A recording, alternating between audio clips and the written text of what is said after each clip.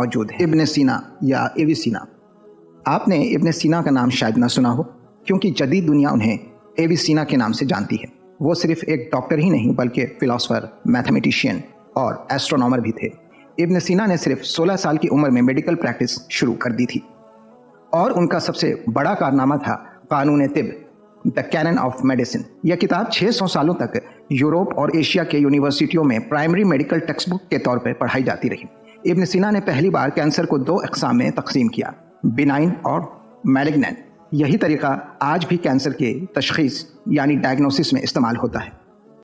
ابو بکر الرازی، دلچسپ بات یہ ہے کہ ان کا نام بھی سائنس کی کتابوں میں آپ کو ریزس کے نام سے ملے گا، اور اس لیے دنیا کو پتہ ہی نہیں کہ اصل میں یہ ایک مسلم ڈاکٹر ابو بکر الرازی تھے۔ ان کا نظریہ یہ تھا کہ ذہنی صحت یعنی مینٹل ہیلتھ جذبات اور جسمانی صحت کا گہرا تعلق ہے۔ اور صرف یہی نہیں، ابو بکر الرازی پہلے ڈاکٹر تھے جنہوں نے کینسر کو ایک الگ بیماری کے طور پر پہچانا۔ ان کا کہنا تھا کہ کچھ ناسور یعنی ٹیومرز عام نہیں بلکہ انتہائی خطرناک ہوتے ہیں۔ ابو بکر الرازی نے ایک ایسا طریقہ بھی دریافت کیا جسے کیٹرائزیشن کہا جاتا ہے۔ یہ وہ طریقہ تھا جس میں لوہے کو گرم کر کے کینسر زدہ حصے کو جلایا جاتا تھا تاکہ بیماری مزید نہ پھیلے۔ اور ابو بکر الرازی ان پہلے لوگوں میں سے تھے جنہوں نے جرمز کے کانسیپٹ کو سمجھا۔ بغداد میں ایک نیا ہاسپٹل تعمیر ہونا تھا۔ ابو بکر الرازی کو کہا گیا کہ مناسب زمین تلاش کریں جہاں اسپتال، ہاسپٹل بنایا جائے۔ ان کو کچھ زمینوں کے بارے میں بتایا گیا اور کہا گیا کہ دیکھیں ہاسپٹل کے لیے سب سے بہتر زمین کون سی ہوگی۔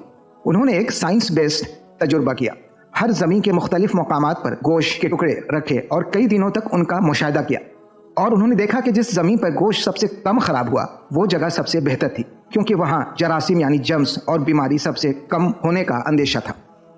ابن البیطار، جو ایک مشہور اندلوسی ماہر نباتات یعنی اینڈلوسین ہربلسٹ تھے، فطری علاج ہربل ٹریٹمنٹ کا مطالعہ کر رہے تھے۔ ابن البیطار نے ایک اہم پودے پر تحقیق کی جسے ہندبا یعنی چکری کہا جاتا ہے۔ ان کا کہنا تھا کہ یہ خون صاف کرتا ہے، جگر کو مضبوط بناتا ہے اور ٹیومرز کو بڑھنے سے روکنے میں مددگار ثابت ہوتا ہے۔ اور یہ صرف پرانی کہانیاں ہی نہیں، اگر آج بھی آپ گوگل پہ سرچ کریں گے آپ کو بے شمار سائنٹیفک ریسرچ ملیں گے جو یہ ثابت کرتی ہے کہ ہندبا یعنی چکری میں اینٹی کینسر خصوصیات موجود ہیں۔